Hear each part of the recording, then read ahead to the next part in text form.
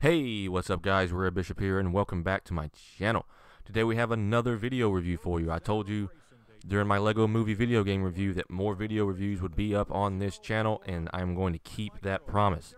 This time around we have one for NASCAR 14 that released for the Xbox 360, PlayStation 3, and PC this last week. It is not a next-gen game. It's not on the Xbox One. It's not on the PS4. So for people who want another next-gen racing game, you will be disappointed. But for those that are huge NASCAR fans, we all know that you've kept your 360 and PS3 out just for this game. And I would say that's a wise decision, because NASCAR 14, just right off the bat, is the best NASCAR game that Eutechnyx, I apologize, I do not know how to pronounce the developer's name 100% accurately. This is the best NASCAR game they have developed. This is the now third game that they have developed with the NASCAR license. They had NASCAR 2013, NASCAR the game Inside Line, and now NASCAR 14. And it seems like with each iteration, they're improving not only little things like online connectivity and paint schemes and stuff like that, but they're improving the big things like new career modes, NASCAR highlights, new patches, and stuff like that. So let's just get right into it with the career mode.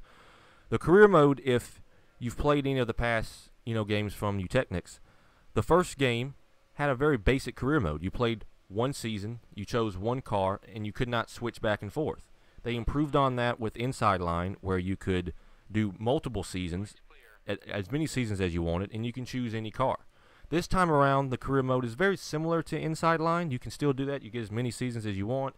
You can skip any races that you want. You can do all the events of a race weekend, so you can do 2 practices in the qualifying and the actual race. But this time around, they give you the ability to custom paint, which means that when you go into a career, you can paint your car however you want. So you start out as your own car. You can put sponsors on it. You can put your designs on it. Anything like that is available for you as soon as you start up the career and you choose your first car. Now when it comes to the actual career mode itself, like I said, it's very similar to Inside Line. You just go from race to race to race. You get to the last Sprint Cup Series chase for the cup at the end of the season. If you win it, that's great. If you don't, you move on to the next season and attempt one more time. But the career mode is still, it's not a lot you can really do with it because of the way that the real life NAS stock racing is set up. But I really like the fact that you can do multiple seasons. It keeps track of the standings. It keeps track of what your sponsors are and everything like that. And one last thing I've got to mention real quick about the career mode is the research and development that you can do for car parts.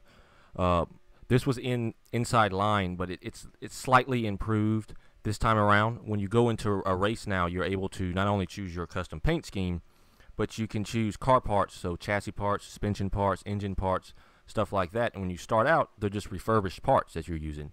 But as you sign sponsors, as you complete races, as you win races, you unlock credits that you can then spend on research and development of car parts that you can then use each race to make your car just that much better, that much faster against the computer.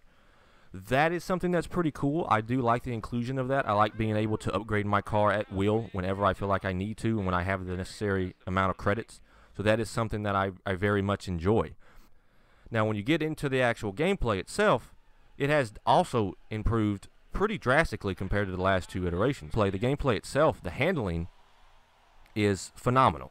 The handling, which has improved again with each game that Eutechnyx has put out, has improved, and you definitely notice the difference when you first start up the game. When you first get into that race, you notice that it's in between tight and loose. It's not so loose that you're out of control, and it's not too tight to where it feels like you're driving a tank or something like that. It really handles nicely, and it's something that I extremely enjoy. And you need that with NASCAR. You need that, even though you're going for the majority of time in a circle, like people like to say, because technically, I mean, it is an oval. It is. You need that precision when you're going down low and you're trying to make these passes and you're trying to go 3 wide down the backstretch. You need that precision with handling, and they nail it and they knock it out of the park with NASCAR 14. In regards to the AI themselves are a little bit better. There are still times where they will not get out of your way, even though they really kind of should, because you have the the inside line and you're coming up on them real fast. But most of the time, they do a good job of knowing when to try to pass you and knowing when to get out of the way of you. Only a select few times they actually don't do that. And just the overall gameplay, it's not even considering the AI for a minute, it's just a whole lot smoother.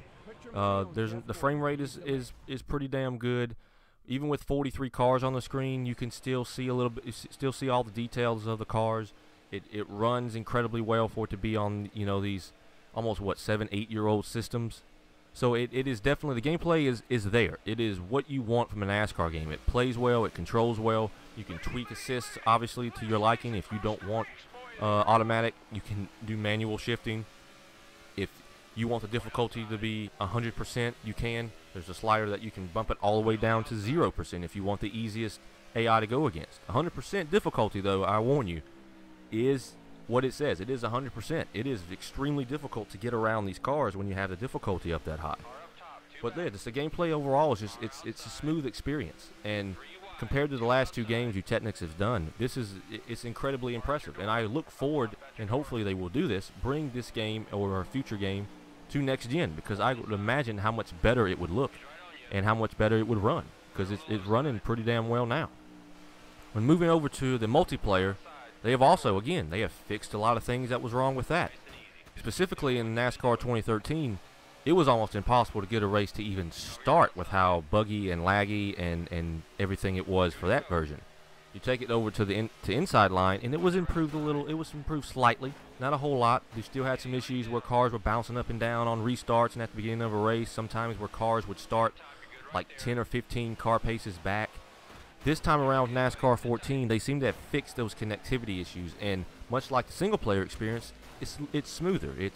It's something that you will enjoy if NASCAR Online is something you really tend to spend a lot of time with.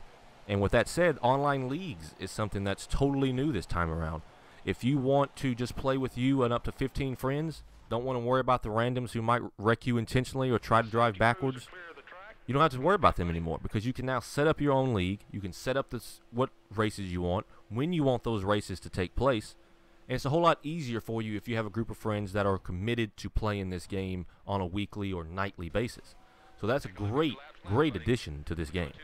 And for those worried about the new rules for the Sprint Cup Series this year and the new drivers that aren't in the game initially, they are promising to release a patch in a month or so, a few weeks around the time that the season will kick off, maybe a little bit after, to update that with the new Sprint Cup rules, the chase rules, new drivers, which they've mentioned to me, and everybody else should know once they pick the game up. There are more than 43 drivers in this game, so you will definitely, if your driver's not in there yet, or a new and up-and-coming driver's not in there yet, hang tight, because it will be there in a future patch.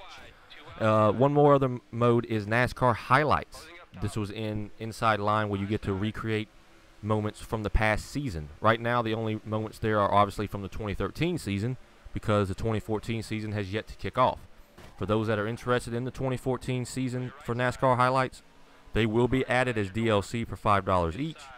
They'll be available monthly, so you can definitely relive those races if somehow Jeff Gordon can win 3 or 4 races in a row, or Dale Earnhardt can come back from the last 2 laps to win, or anything like that. That will be there in future updates. But overall, just to cut this review a little short, the overall experience in the gameplay itself in NASCAR 14 just feels great. We're 7 or 8 years into these consoles, 360 and PS3, and this is the best NASCAR game that is released yet. The career mode is improved, the online infrastructure and the online gameplay itself is improved, the AI is improved, and with the career, they've listened to feedback. You're allowed to take in your own paint schemes on any car that you want. You're allowed to play multiple seasons. If you want to just play one season, you can go into single player and race a single season. And these NASCAR highlights, they're there for fans to recreate and race how they want. Eutechnyx has done a fantastic job at listening to fans and fixing problems with this series, and it's fantastic to see. I hope they get the support. I highly recommend, if you're a fan of NASCAR, to try it out, because I think it is worth the time and money. And with that, hope you enjoyed the video review. Thanks.